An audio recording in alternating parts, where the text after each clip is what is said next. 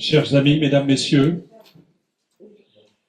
ravi de vous voir, rassemblés, vous ici. Un certain honneur de vous saluer, vous, les membres de la Société d'archéologie et d'art et patrimoine, vous, les membres du Cercle des femmes d'action, vous aussi, bien naturellement, les membres du Cercle Montpellier-Cambacérès. Et ça tombe bien, parce que c'est précisément pour vous que Marie-Franck Alancy, Laurent de Goirin, Florian Mentionne et moi-même, Thierry Lefebvre, avons conçu, élaboré, organisé cet événement, j'allais dire, en tout cas unique. Il s'agit en effet de traiter de l'éternel féminin. Et je vais peser mes mots de manière à ce qu'il n'y ait pas de confusion sur l'intention que nous avons eue tout le temps de la préparation. Il ne faudrait pas que l'expression éternel féminin pose problème. Ce n'est pas dans notre attitude.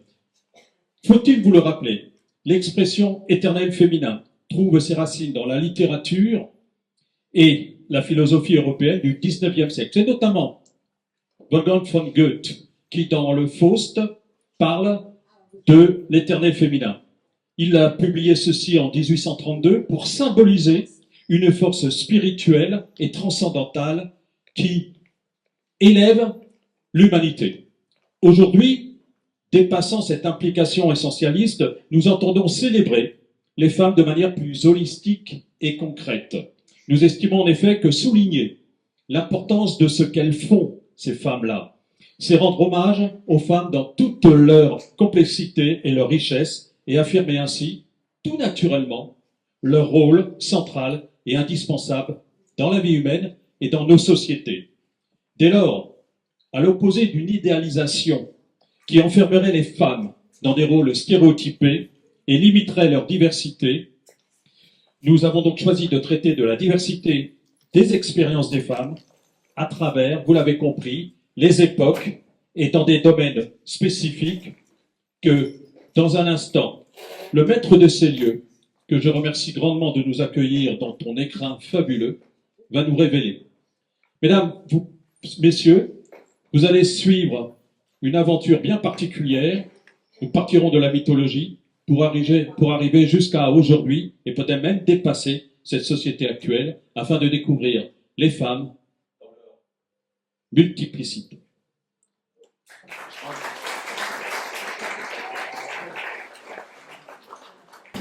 Quand nous avons un barde, un grand barde, dénommé comme tel dans certaines associations que nous affectionnons, bien, on ne peut que rester très modeste, même si l'on est le président de la Société archéologique de Montpellier. Alors, la Société archéologique de Montpellier, qui ne la connaît pas du tout? Levez la main. Ah, il y a quand même quelques personnes. Bon, la Société archéologique de Montpellier est une institution qui a près de 2 siècles d'existence. C'est la plus ancienne de Montpellier, d'après la Révolution, et la plus importante, tout simplement parce qu'elle a été reconnue également d'utilité publique en 1888 par un décret spécial de Sadi Carnot. Donc vous ne trouverez aucune institution de ce type dans le sud de la France qui soit également propriétaire des murs du palais Jacques-Cœur. Le palais Jacques-Cœur, c'est 2 rues.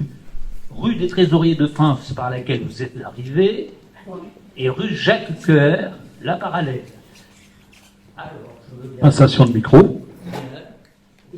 Ah, là, celui-là ne marche pas. Donc, si vous voulez, vous n'obtenez rien d'équivalent donc, dans tout le métier de la France. Parce qu'en plus de la possession des murs, nous sommes chez nous, totalement indépendants de tout pouvoir, territorial ou autre. Bien, nous sommes en plus propriétaires d'immenses collections qui ont été amassées en plus de 2 siècles.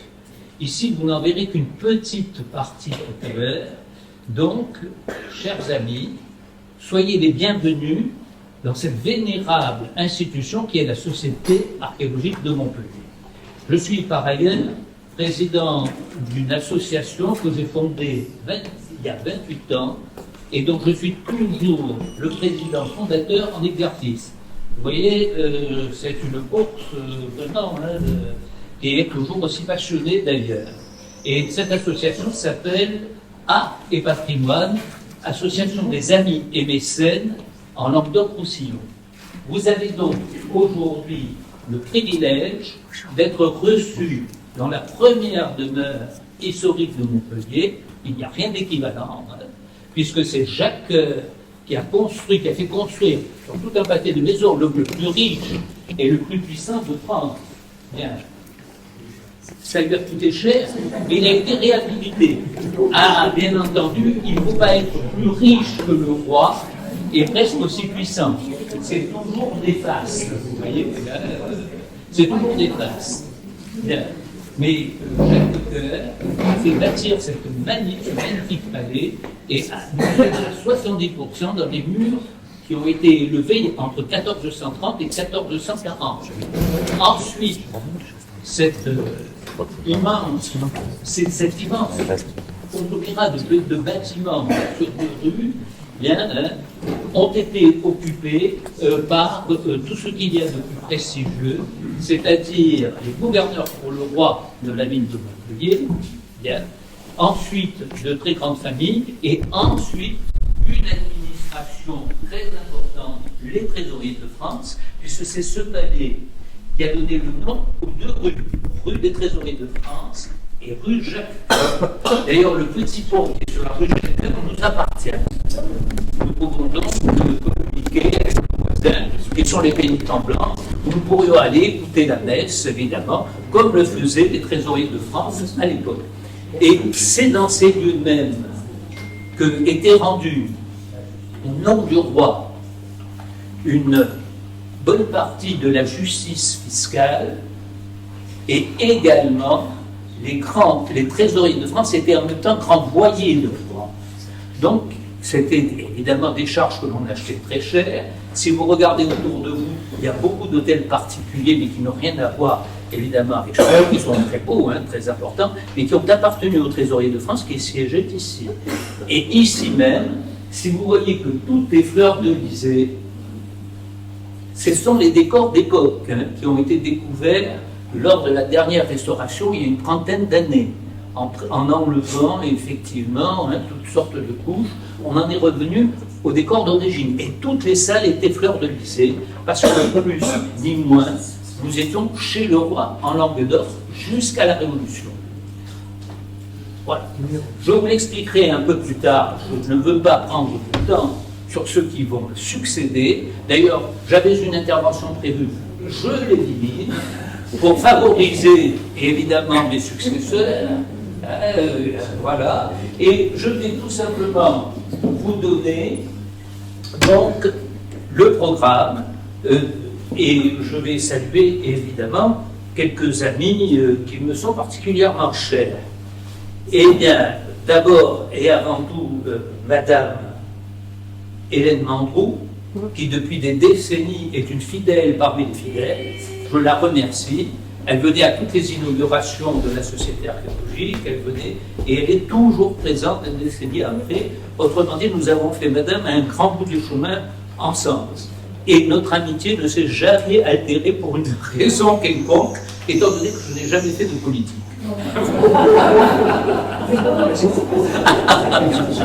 Et j'apprécie particulièrement votre humanisme. On sent qu'effectivement, il y a un grand humanisme en vous, vous l'avez démontré à de multiples reprises. Ensuite, donc, Dominique Deville de Perrière. Nous ne présentons plus Dominique Deville de Perrière, qui a je ne sais combien de prix, ancienne présidente de l'Université de Montpellier. Elle a été membre du directoire de l'Institut Curie, et elle est surtout, et par-dessus tout, première présidente de la Société archéologique de Montpellier. C'est-à-dire que si un jour je claque comme ça, voilà, c'est elle qui prendra les rênes selon les statuts. Donc la relève est assurée. Bien. J'ai beaucoup de plaisir aussi à saluer Monsieur le Premier Président et sa charmante épouse Bombelle, qui sont membres d'Art et Patrimoine et qui sera membre également de la Société archéologique à partir du samedi 22 juin 2024. Voilà. Voilà.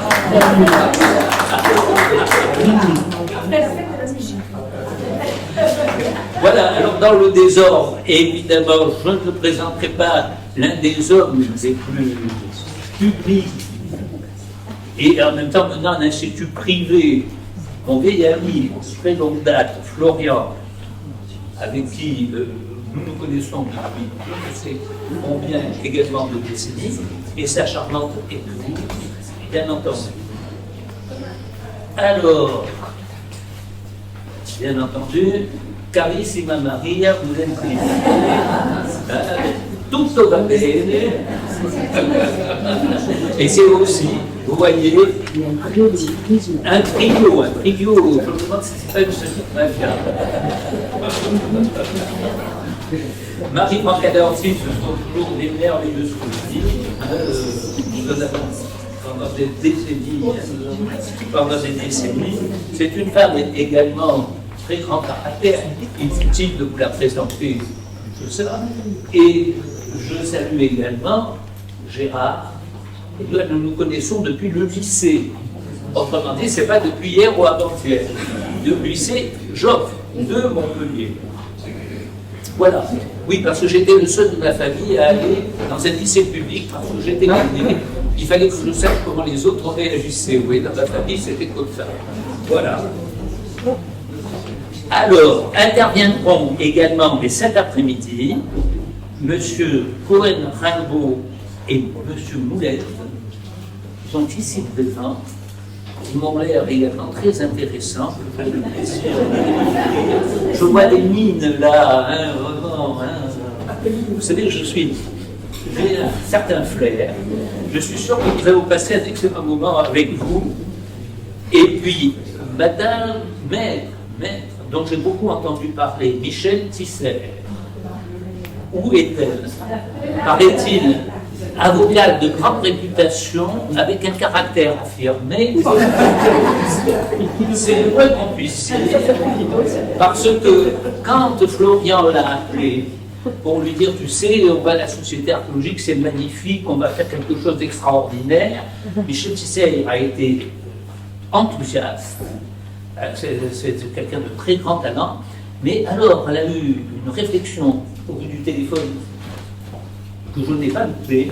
Elle a dit, ah bon, à la Société archéologique de Montpellier, mais qu'est-ce que c'est ça? Alors Jeannette, j'ai le plaisir de me présenter. Et vous voyez, je ne suis pas encore un homme préhistorique. Et tous les membres de la Société archéologique que vous voyez, il y a même de jeunes et des très jeunes, bien, qui ont 40 et 50 ans, ouais, ici présents, ne sont pas des hommes préhistoriques.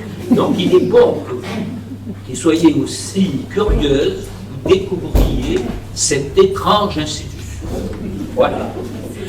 Je fais cette pointe qui m'était restée là, et voilà.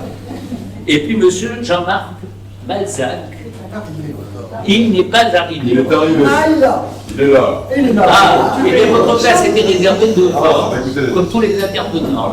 Et alors monsieur Malzac m'intéresse d'autant plus que je connais pas mal de spécialistes de l'opéra, mais ce doit être un sacré personnage. J'ai le plaisir de vous connaître. Je vous signale que vous m'avez fait visiter votre palais. C'est pas possible. Il y a quelques années. Ah, mais j'en fais tellement. J'en fais tellement. Ouais, je sais bien. Je suis passé inaperçu, Camille Tristel. Et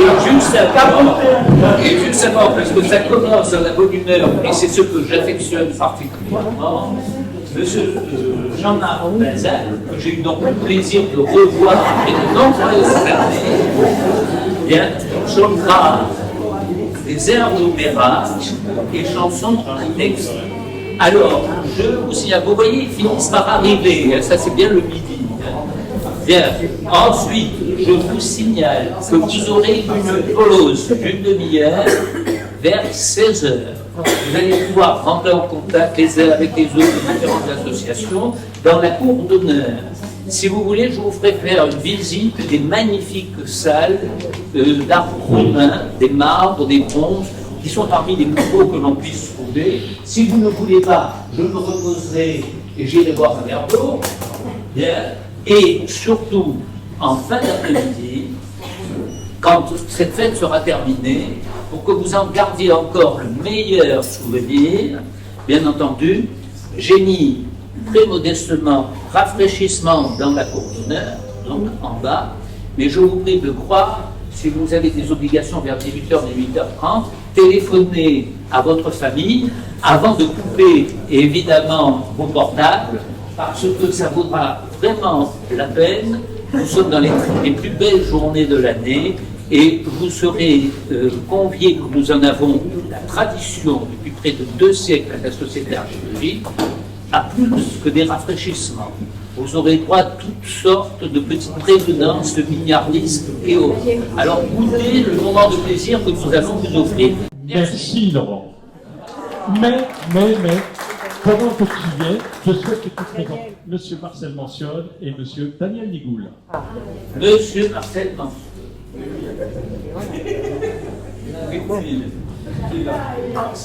Que j'affectionne particulièrement. C'est un homme de l'art. C'est comme un frère. Il parle merveilleusement de la peinture. Il est en éternelle jeunesse, en éternelle recherche. Comme moi d'ailleurs. Et c'est pour ça que nous avons des atomes plus que prochains. Alors j'ai grand plaisir à vous recevoir. Hélas, vous êtes le frère de Florian. Le grand frère. Voilà. Et ensuite, donc, j'ai publié